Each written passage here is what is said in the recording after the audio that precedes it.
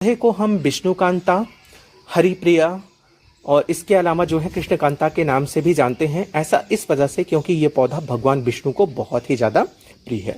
भगवान विष्णु के अलावा ये पौधा भगवान शंकर का भी प्रिय है। इसके फूल उनको बहुत ही ज़्यादा प्रिय हैं। पूजा में हमें जो है शुक्रवार और शनिवार के दिन भगवान शंकर पर इसके 11-11 पुष्प जरूर अर्पित करने चाहिए।